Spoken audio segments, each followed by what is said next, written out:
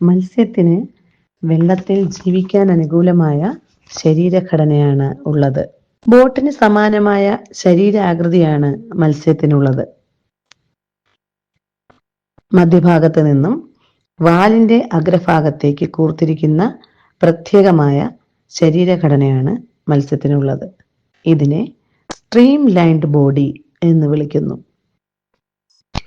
വെള്ളത്തിന്റെ ഒഴുക്കിനെതിരെ സുഗമമായി നീന്തുന്നതിന് ഈ ശരീരഘടന സഹായിക്കുന്നു.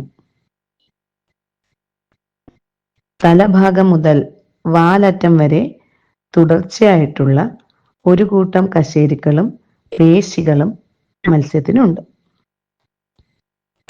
വെള്ളത്തിൽ നീന്തുന്നതിനോടൊപ്പം വശങ്ങളിലേക്ക് ചലിക്കാനും ഇവ സഹായിക്കുന്നു.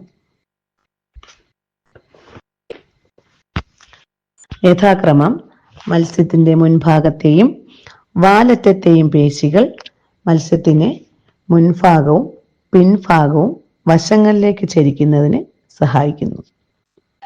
മുൻഭാഗത്തിന്റെ എതിർദിശയിലായിട്ടാണ് പിൻഭാഗം ചരിക്കുന്നത്. മത്സ്യം അതിന്റെ ദിശ മാറ്റുന്ന സമയത്ത് ശരീരത്തിലുണ്ടാകുന്ന പെട്ടെന്നുള്ള തള്ളൽ അതിനെ മുന്നോട്ട് പോകാൻ സഹായിക്കുന്നു. ഇത്തരത്തിലുള്ള അനേകം ചലനങ്ങളുടെ സഹായത്താൽ മത്സ്യം അതിവേഗം വെള്ളത്തിലൂടെ നീന്തുന്നു. വശങ്ങളിലെ ചിറകുകളുടെയും വാലിന്റെയും സഹായത്താൽ മാത്രമേ മത്സ്യത്തിന് ഈ ചലനങ്ങൾ സാധ്യമാകുകയുള്ളൂ. മത്സ്യത്തിനെ വെള്ളത്തിൽ സഞ്ചരിക്കാൻ സഹായിക്കുന്ന മുള്ളുകൊണ്ടുള്ള ആവരണമാണ് ഫിന്നുകൾ അഥവാ ചിറകുകൾ.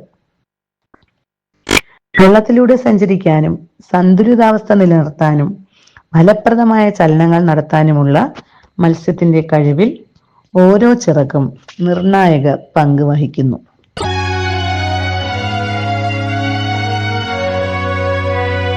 രണ്ടറ്റവും കൂർത്ത ഫ്യൂസിഫോം രീതിയിലുള്ള സ്ട്രീം ലൈൻഡ് ബോഡിയും ചിറകുകളും മത്സ്യത്തിന്റെ സഞ്ചാരം എളുപ്പത്തിലും വേഗത്തിലുമാക്കാൻ സഹായിക്കുന്നു.